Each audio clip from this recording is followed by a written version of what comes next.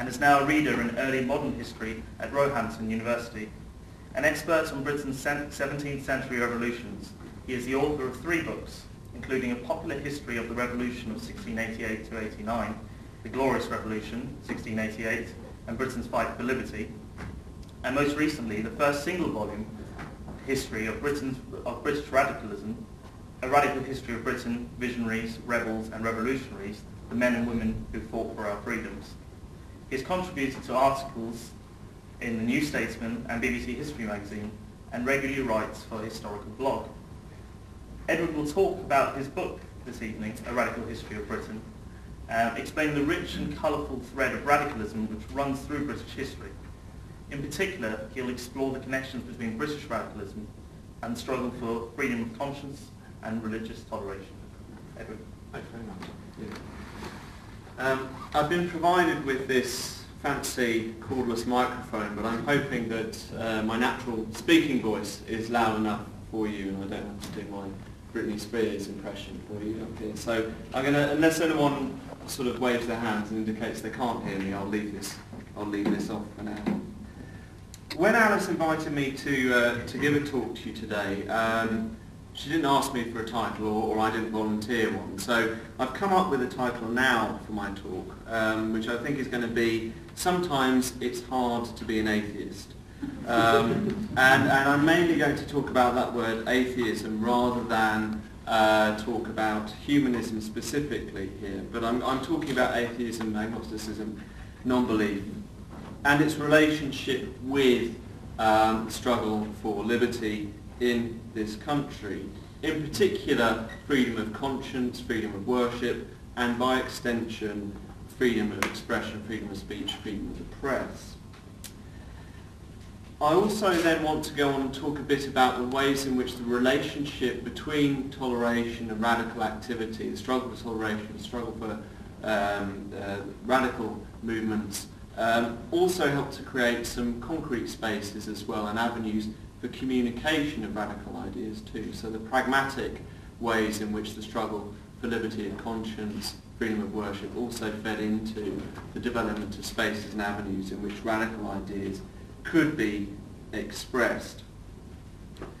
Now, in terms of the development of, if you like, a secularist worldview, that's usually located back, in terms of its roots, back to the Enlightenment. Of course, in a British context, one of the most famous names in connection with the development of a secularist outlook, an atheistical outlook, if you like, is Thomas Paine. I know Alice mentioned him in her promotion for this particular talk. So let's begin with Paine, author, as I'm sure you know, of The Age of Reason, published in 1793.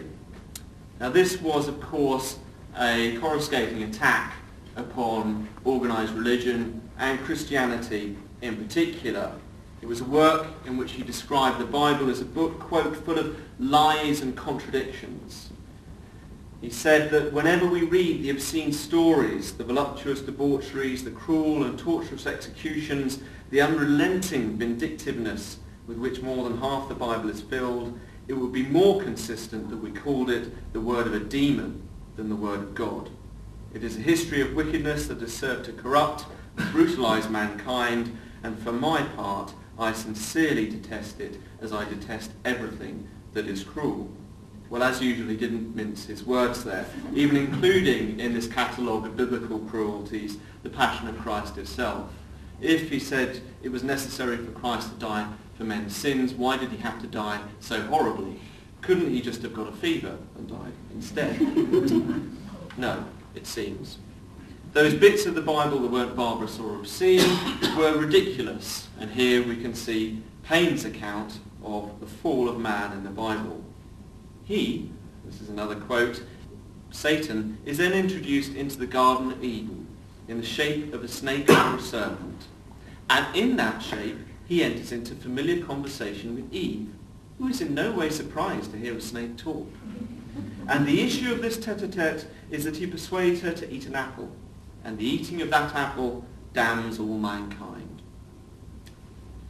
Now, internationally, these comments in the Age of Reason arguably did more to condemn Paine and create him, turn him into a pariah figure than his Republican stance in The Right of Man, Part 1 and Part 2. American newspapers derided Paine on his return to the country in 1802 after imprisonment in the French Republic as, quote, a drunken atheist, a loathsome reptile, and the infamous scavenger of all the filth which could be trodden by all the revilers of Christianity. And it was not just Paine himself who came in for attack. The English publisher of The Age of Reason, Richard Carlile, was imprisoned for blasphemy for printing his works.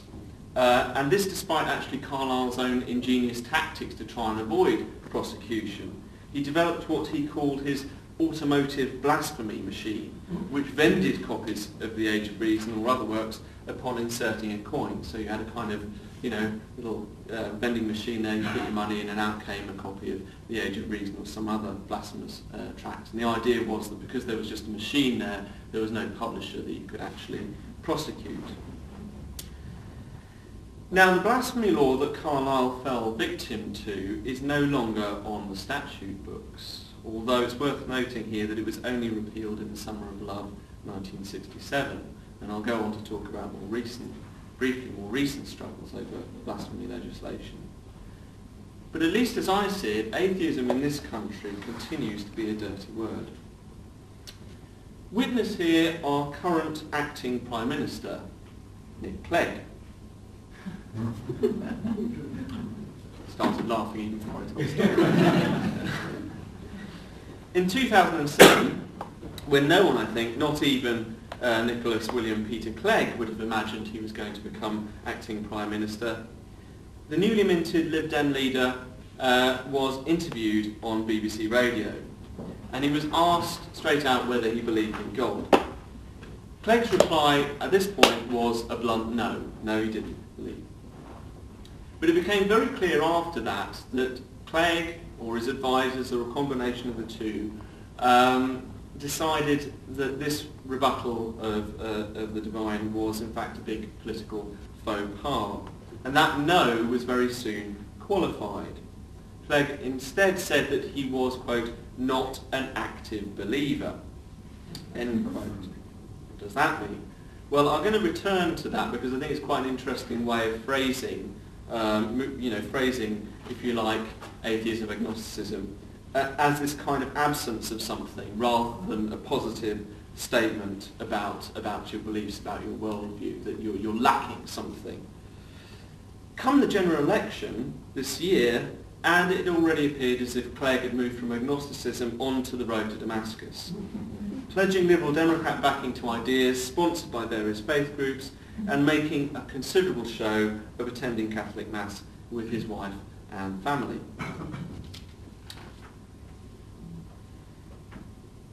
Now, Alistair Campbell, in reference to his boss's religious beliefs, famously said, when an interviewer was questioning Blair about his religious views, that we don't do God. And that intervention has often been seen as symbolic of the ways in which in modern Britain there's a great deal of disquiet about the mixture of religion and politics.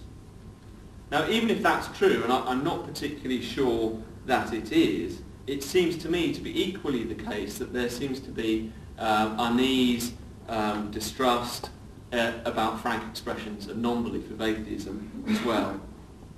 And that reticence to me seems fairly difficult to explain. It might perhaps be more explicable if Clegg had been asked if he was a Methodist and had been worried about offending the 96% of British people who aren't Methodists and therefore kept his Methodism under a bushel.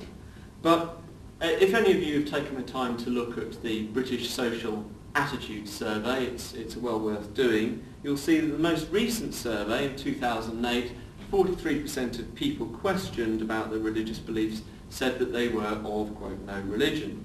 And again, we come back to that negative. Not that they're humanists, no religion. That percentage actually seems to be higher when we look at young people as well. I think a 2009 survey found that a majority of those teenagers questioned also did not believe in God.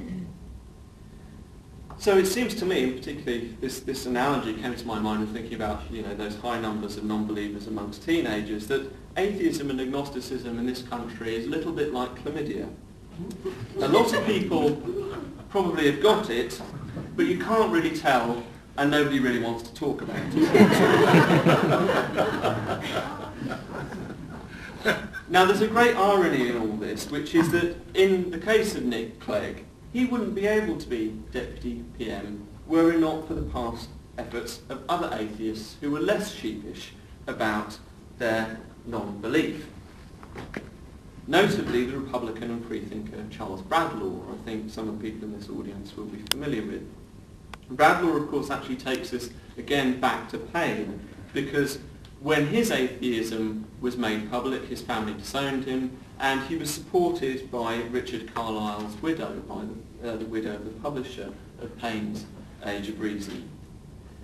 Bradlaugh was elected a Liberal MP for Northampton in 1880, but he refused as a non-believer to take an oath involving imprecating the punishment of a non-existent deity upon himself. And as a result of this, he shouldn't really have been able to vote in the House of Commons. But he did this, he was re-elected several times by the people of Northampton, and for voting on bills without having taken the requisite oath, he was also fined considerable amounts of money. Eventually this opposition paid off, and the 1888 Oath Act was passed, which allowed non-believing MPs to make a secular affirmation instead of taking a religious oath. So now Nick Clegg can sit in the Commons and vote however he likes. Republicans, of course, are still lacking a different version of the oath themselves, so they have to take it with their fingers crossed. Or I think in the case of Caroline Lucas, we were hearing at the Republic Conference, of taking it with a stone from Brighton Beach in her hand. Bradlaugh's case, I think, demonstrates the interconnectedness between free thought and radical politics. And I think that's been evident in different forms in this country, at least going back to the 17th century. And that struggle, as I said, and interconnectedness is intimately connected with arguments for religious toleration, in turn connected to the development of ideas about individual rights and citizenship and the growth of the free press. And that activity itself has nourished spaces and mediums for radical ideas to be expressed. But just before I move on to talk about how that symbiotic relationship developed, I need to return to that problem of the dirty word of atheism. As I said, sometimes it's hard to be an atheist. I think this is a stumbling block for any historian wishing to assess non-belief over time. Paine himself is a case in point. As we've seen, Paine was lambasted by the American press and the British press for being a revolting atheist. But the fact is that he was not actually a non-believer. As he said in that controversial book, The Age of Reason, quote, "I believe in one God and no more, and I hope for happiness beyond this life." Paine was like many of his American and French revolutionary and Republican contemporaries. He was a deist. He believed in the God of reason, a divine watchmaker who created an ordered, rational universe. Certainly this was not the God of the barbarous Gospels, but to be sure, it was a very real God nonetheless.